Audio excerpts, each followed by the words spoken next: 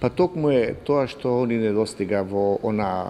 наше примарно производство, токму за доработките. Кога велам доработки, тоа значи после бербени активности, дали е тоа разладување, пакување, сортирање, кое што би се класирале за намена на одреден пазар. Ке напоменам дека од анализата која што имавме, веќе се следи и еден проект кој што го имаме преку со Светска банка, кој што се планира, значи некаде околу 46 милиони евра треба да биде вкупниот, а инаку тоа е грант, односно, пардон, тоа е кредит, а инаку се работи за проектот е со наслов модернизација на земјоделството, каде што се планират откупно-дистрибутивни центри, каде што се планира едукацијата само со земјоделците, каде што се планира кафилерија, односно тоа дел од сточарството, да кажем, бидејќи тоа ни недостасува, а со отварањето на преговорите, односно со пристапувањето се поблиску кон ЕУ, сите овие елементи се неопходни за да ги имаме, кои што би можеле да ги затвараме полека поглавјата. Инаку, ова е препознаено и уште еден извор кој што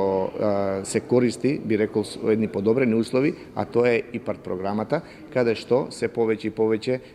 средни фирми влегуваат во дополнителни инвестиции во ладилници, влегуваат во инвестиции посебни за чување на, дали се тоа овошните или пак зборуваме за градинарски производи. Знаеме дека многу тешко е и тоа е најголемиот проблем кај овоштарите, посебно или кај градинарите, каде што од нива треба да го продаде. И кога веќе имате една таква понуда на пазарот, трговците се во една попривилегирана ситуација, да кажеме, кои што едноставно може да играат со времето, може да играат со кога да се бере, кој ден да се направи бербата, а сепак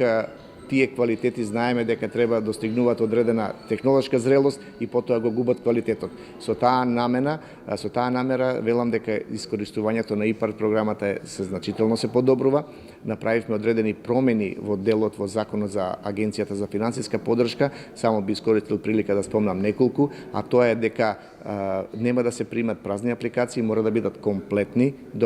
затоа се губеше многу време со дополнителни документи, значи сега при апликациите документацијата мора да биде целосно комплетна или ќе биде одбиена.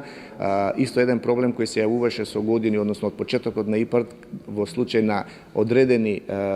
пропусти, да кажеме, во имплементирање. Тие пропусти не значи дека се од фирмата, туку да бидат, може да бидат од некој кој ја изведува таа работа, може да бидат со каснење на рокови и слично, и самите инвеститори, односно фирмите, ја губеа целосната поддршка. Сега е дозволено, значи во случај на мали вакви пропусти до 5 или до 10%, за да сумата биде одбиена, а остатокот од средствата да биде исплатено.